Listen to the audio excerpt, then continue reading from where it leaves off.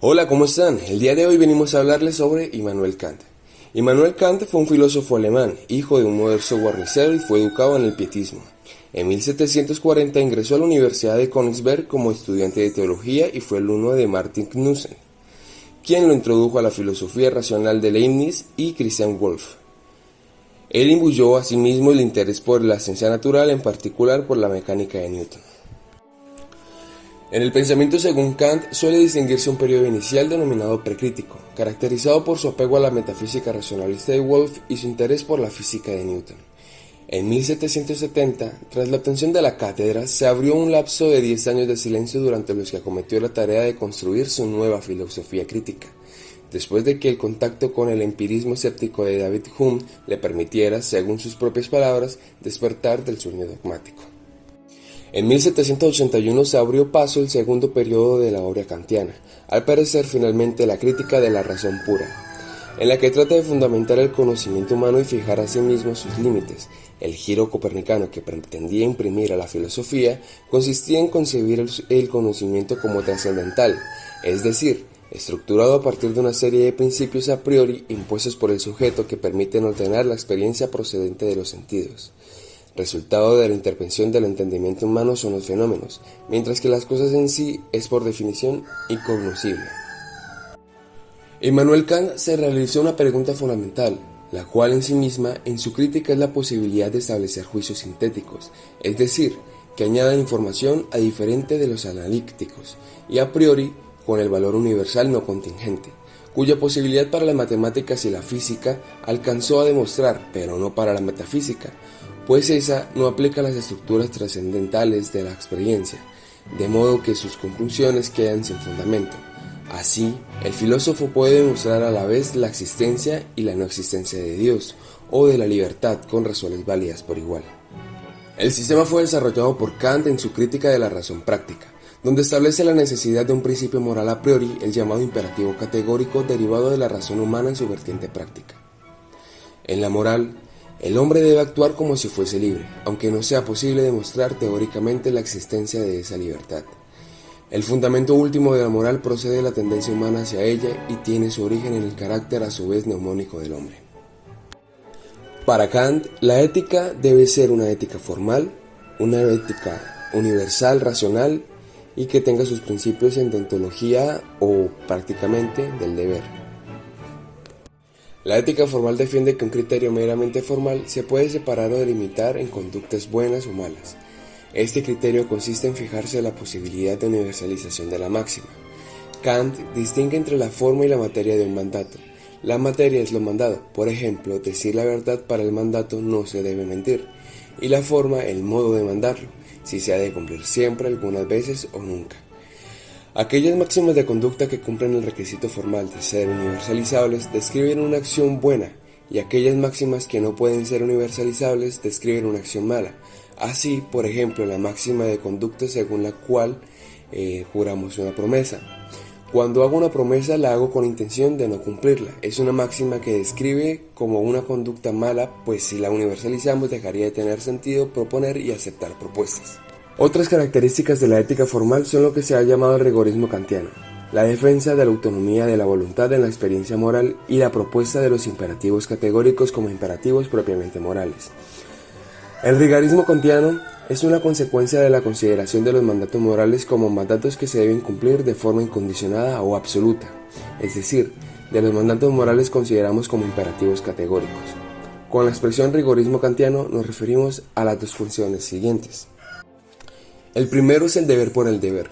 Debemos intentar realizar la conducta que manda el imperativo moral, pero no porque con ella podamos conseguir algún bien relacionado con nuestra felicidad, sino exclusivamente el respeto de la ley, o sea, por el deber. El cumplimiento del deber es tan importante que incluso lo he de elegir aunque su realización vaya en contra de mi felicidad y la felicidad de las demás personas a las que quiero. El segundo es el carácter universal de la bondad o la maldad de una acción. Si una acción es mala, lo es bajo cualquier circunstancia. Aceptar una excepción implicaría aceptar las condiciones del mundo en la determinación de la voluntad y por lo tanto la heteronomía de la ley moral. O sea que si está mal mentir, no vale ninguna mentira, ni la mentira piadosa, ni la mentira como algo necesario para evitar un mal mayor. Las éticas materiales se caracterizan por los dos rasgos siguientes. Presentan un objeto, propiedad o estado de cosas como un bien supremo, ya sea el placer, el dinero, el poder, la felicidad, la contemplación a Dios, etc. Declaran como buenas aquellas conductas o acciones que permiten la realización del bien supremo y como malas aquellas conductas o acciones que nos alejan del bien supremo, necesarios para la realización de algo considerado como bueno. El carácter de bien que tiene el considerado bien supremo le viene dado por su dependencia con nuestra facultad de desear y por tanto por el egoísmo. No hay que confundir ética material con ética materialista. La ética materialista es aquella que identifica el bien supremo con un bien material, el dinero, los placeres sensibles, por ejemplo. Lo contrario de la ética material es la ética formal. Lo contrario de una ética materialista es una ética espiritualista. La ética espiritualista identifica el bien supremo con un bien espiritual, Dios, por ejemplo. La ética del Santo Tomás es una ética espiritual pero también material.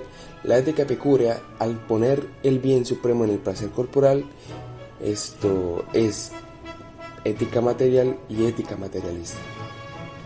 Kant plantea tres críticas fundamentales que hace para las críticas materiales. Estas son que las éticas materiales son empíricas.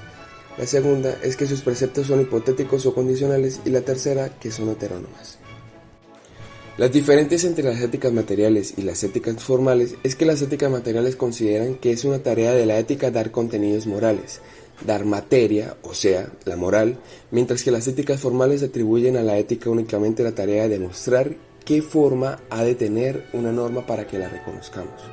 En las diferencias principales entre la ética formal y la ética material, podemos resaltar que las éticas formales son éticas a priori, son universales y necesarias y sus imperativos son categóricos. Prescriben la bondad o maldad de las actuaciones morales sin referencia a ningún fin, sino con relación a sí mismas. En parte, la ética material presenta una ética posteriori, son particulares e incontingentes. Sus imperativos son hipotéticos, prescriben la maldad o bondad de las actuaciones morales en función a consecución de un fin. A continuación observaremos las siguientes aplicaciones de la ética formal y la ética material a nuestra carrera. En cuanto a la ética material, el ejemplo es el siguiente. Un ingeniero electrónico tiene un contrato de instalación eléctrica. Él está dispuesto en que se reduzca la calidad de los materiales y se exponga la seguridad de las personas con el fin de obtener una buena cantidad de dinero.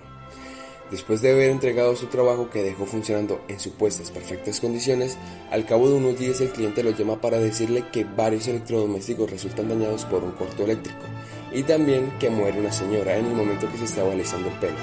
Es ahí donde se puede ver que desde el punto de vista de la culpabilidad del ingeniero que diseñó dicha instalación, pasó por alto las normas e instaló los materiales de bajo costo.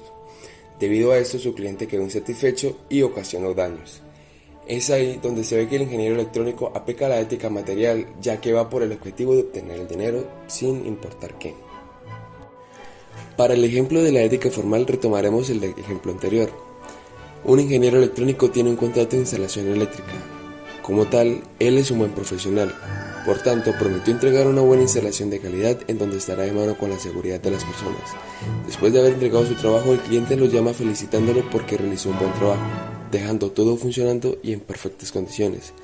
Con respecto al caso anterior, todo fue por el objetivo del dinero en comparación de este caso. El ingeniero no solamente lo hace por el dinero, sino por la seguridad de sus clientes.